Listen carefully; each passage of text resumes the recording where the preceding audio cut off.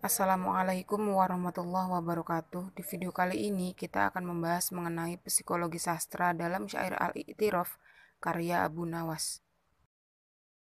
Psikologi lahir sebagai salah satu jenis kajian sastra yang digunakan untuk membaca dan menginterpretasikan karya sastra, pengarang karya sastra, dan pembacanya. Psikologi adalah ilmu jiwa yang menekankan perhatian studinya pada manusia, terutama pada perilaku manusia. Di dalam syair juga terdapat aktivitas atau perilaku manusia yang terwujud dalam gambaran tokoh dalam bait syair tersebut. Syair Al-I'tiraf karya Abu Nawas terdapat tokoh yang dapat dikaji dengan menggunakan teori psikologi Sigmund Freud mengenai struktur kepribadian. Hal itu berdasarkan gambaran apa yang dilakukan oleh tokoh utama dalam bait syairnya. Freud membagi struktur kepribadian ke dalam 3 komponen, yaitu ID, ego, dan superego. Menurutnya, perilaku manusia merupakan hasil interaksi antara ketiga komponen tersebut. Dalam tokoh utama aku pada syair Al-I'tiraf, terdapat ID, ego, dan superego. Secara umum, syair ini menceritakan pengakuan seorang hamba kepada Tuhannya. Ia merasa ia tidak pantas menjadi penghuni surga. Namun, ia tidak kuat dengan siksa api neraka. Ketiga kepribadian tokoh utama ini digambarkan dalam 3 hal. Yang pertama ialah sifat rendah hati. Tokoh aku mempunyai sifat yang rendah hati. Terdapat pada kutipan syair Al-I'tiraf karya Abu Nawas yang artinya, "Wahai Tuhanku, hamba tak pantas menjadi penghuni surga, namun hamba pun tak sanggup menjadi penghuni neraka." Dari kutipan tersebut, tokoh aku memiliki sifat yang rendah hati.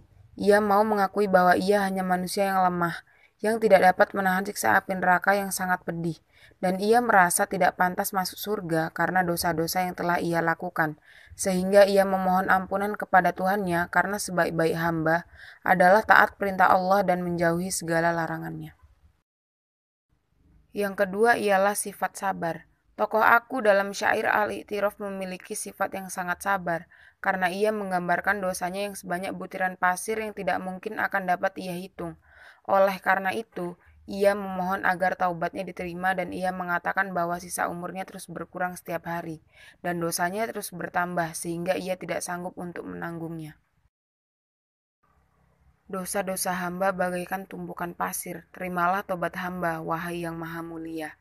Syair di atas menyatakan bahwa aku memiliki sifat sabar dalam memohon ampunan kepada Tuhannya atas segala dosa yang telah ia lakukan. Yang ketiga ialah pantang menyerah.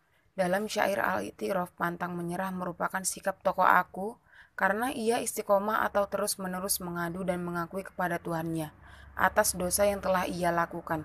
Setiap hari ia tetap konsisten untuk mengadu dan mengakui dosa-dosanya dan telah memohon kepadanya. Ia seolah-olah pasrah kepada dirinya. Jika ia diampuni, maka Allah lah maha pemilik ampunan. Jika taubatnya ditolak, ia resah kepada siapa ia akan memohon ampunan selain hanya kepada Allah. Jika engkau mengampuni, pantaslah karena engkau maha pengampun. Namun, jika engkau menolak permohonan hamba, kepada siapa hamba berharap selain engkau? Pantang menyerah merupakan sifat dari tokoh aku dalam syair Al-I'tiraf.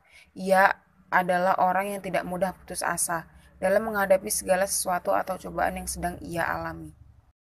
Nah, baiklah sekian video pembahasan dari saya. Terima kasih untuk teman-teman yang sudah menonton. Wassalamualaikum warahmatullahi wabarakatuh.